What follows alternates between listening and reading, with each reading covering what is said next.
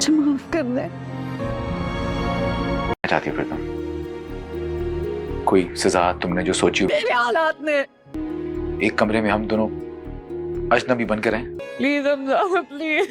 खुशी और सुलह से नहीं बल्कि समझौते से आई हो। ड्रामा सीरियल दो किनारे के आने वाले एपिसोड में आप लोग देखेंगे अब दोस्तों आखिरकार इस ड्रामे में आ गया बहुत बड़ा ट्विस्ट। शहीद ने तो दुरेशेवार को मारने की पूरी कोशिश की थी और उसने जिस तरह प्लानिंग बनाई थी वो उस प्लानिंग में कामयाब भी हो जाता, लेकिन दुरेशेवार भी चालाक औरत है, वो भी इतनी आसानी से शहीद के सामने अपने घुटने नहीं टेकने वाली। शहीद ने उसके ऊपर पिस्तौल तान के और तलाक के पेपर्स पर साइन करने को कहा, जिसके बाद दुरेशेवार को कुछ भी नहीं मिलने वाला और उसकी शहीद से तलाक हो जाती। लेकिन दुरेशेवार ने सोचा कि अगर मैंने ऐसा कुछ कर दिया तो मैं खाली हाथ रह जाऊंगी। आखिर उसने शहीर को धक्का देकर वहां से वो फरार हो गई। शहीर उसे बहुत ढूंढने के बाद आखिर वो भी वापस घर चला गया। घर जाने के बाद फातिमा बेगम और तैमूर दुरेशेवार के लिए काफी परेशान हो रहे थे। ऐसी सूरत में तैमूर शहीर को कॉल करके पूछता है कि दुरेशेवार का नंबर कब से बंद है, आखिर उसके साथ सब कुछ खैरियत है ना, और दुरेशेवार कहाँ है? हम कब से उसका नंबर ट्राई कर रहे हैं, उसका नंबर कभी भी बंद नहीं होता, हमेशा उसका नंबर ऑन होता है। अम्मी को और मुझे उसके लिए काफी परेशानी हो रही थी। लेकिन शहीर उससे कहेगा तो ये सब कुछ आपको दुरेशेवार ने पूछना चाहिए ना, आपको उसे कॉल करनी चाहिए, मुझे क्या मालूम वो कहाँ है। शहीर तैमूर को ये बातें बोलकर फोन बंद कर देगा और मजीद उसके किसी भी सवालात के जवाब नहीं देगा। यही बात तैमूर अपनी माँ से कहेगा, लेकिन उसकी माँ ये बातें सुनने के बाद वो भी परेशान हो जाएगी कि आखिर दुरेशेवार अचानक कहाँ गायब हो गई, उसका नंबर भी बंद है। जब दुरेशेवार वहाँ पे सुनसान इलाके में परेशान हो जाएगी और उसके पास ऐसी कोई भी जगह नहीं होगी जहाँ पर वो सुकून का सांस ले सके, क्योंकि वापस वो जिस घर में रह रही थी जो कि शहीद ने उसे दिया था, अब वापस उस घर में तो नहीं जा सकती। ऐसी सूरत में दुरेशेवार को ख्याल आता है वलीद का और वो वलीद को कॉल कर देती है और सब कुछ बता देती है जो कुछ शहीद ने उसके साथ किया है। वो वलीद को बता देती है कि शहीद मुझे सुनसान इलाके पर छोड़ के चला गया है और शहीद ने मुझे मारने की कोशिश भी की है। वलीद का दिल तो वैसे ही नरम है, जब दुरेशेवार की ये परेशानी वाली बातें सुनेगा तो उसे भी दुरेशेवार के लिए एहसास हो जाएगा और वो अपने ऑफिस के काम छोड़कर सीधा दुरेशेवार के पास चला जाएगा और उसे वहां से पिक करके सीधा अपने घर पर लेकर आएगा।